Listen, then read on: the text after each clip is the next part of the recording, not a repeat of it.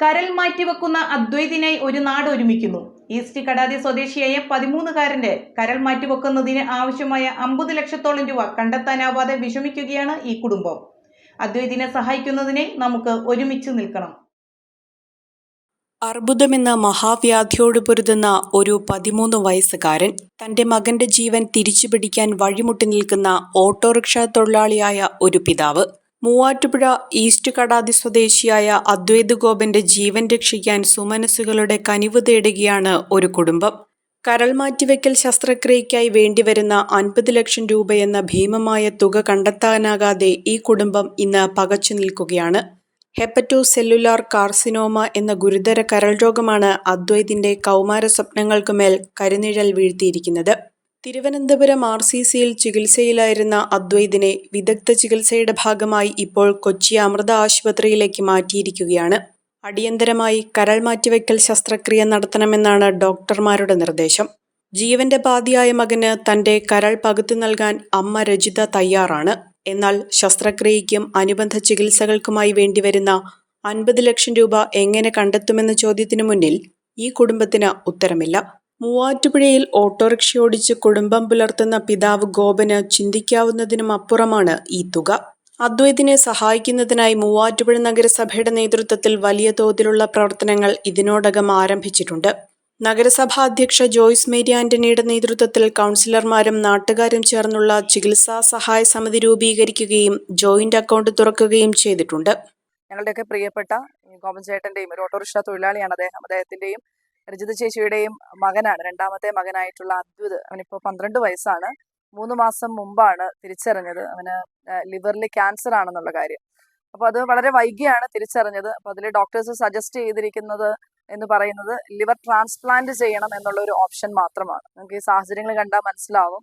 അത്രയും നിർധനമായിട്ടുള്ള ഒരു കുടുംബമാണ്.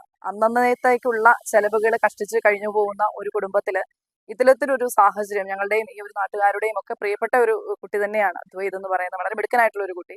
അപ്പൊ ഈ ഒരു സാഹചര്യം ഞങ്ങൾക്ക് എല്ലാവർക്കും ഒരുപോലെ വേദനയുള്ളതാണ്.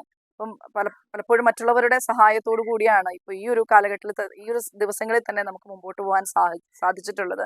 ഇനിയും നല്ലവരായ മനുഷ്യരുടെ നല്ല കരങ്ങൾ, നല്ല സഹായങ്ങൾ ഉണ്ടെങ്കിൽ മാത്രമേ ഈ കുഞ്ഞിനെ ഞങ്ങൾക്ക് ജീവിതത്തിലേക്ക് തിരിച്ചു കൊണ്ടുവരുവാനായിട്ട് സാധിക്കത്തുള്ളൂ. അപ്പം എല്ലാവരും സാധിക്കുന്നിടത്തോളം പറ്റുന്നിടത്തോളം രീതിയിൽ ഈ കുടുംബത്തിന് വേണ്ടി, കുഞ്ഞിന് വേണ്ടി, അവന്റെ ജീവൻ തിരിച്ചു കൊടുക്കുവാൻ വേണ്ടി സഹായിക്കണം എന്നുള്ളൊരു അഭ്യർത്ഥനയുമായിട്ടാണ് നിങ്ങളുടെ മുൻപിൽ നിൽക്കുന്നത്. ഒരു നാടിന്റെ പ്രാർത്ഥനയും പ്രതീക്ഷയുമാണ് അദ്വൈത്.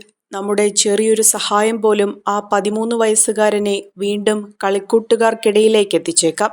സഹായിക്കാൻ താല്പര്യമുള്ളവർക്ക് താഴെ പറയുന്ന അക്കൗണ്ട് നമ്പറിലേക്കോ ഗൂഗിൾ പേ നമ്പറിലേക്കോ തുക കൈമാറാവുന്നതാണ്. അദ്വൈതിനെ സഹായിക്കുന്നതിനായി വാർഡ് കൗൺസിലർ ഉൾപ്പെടെയുള്ളവരുടെ പേരിൽ ജോയിന്റ് അക്കൗണ്ട് തുടങ്ങിയിട്ടുണ്ട്. അക്കൗണ്ട് വിശദാംശങ്ങൾ ഇതോടൊപ്പം നൽകുന്നു.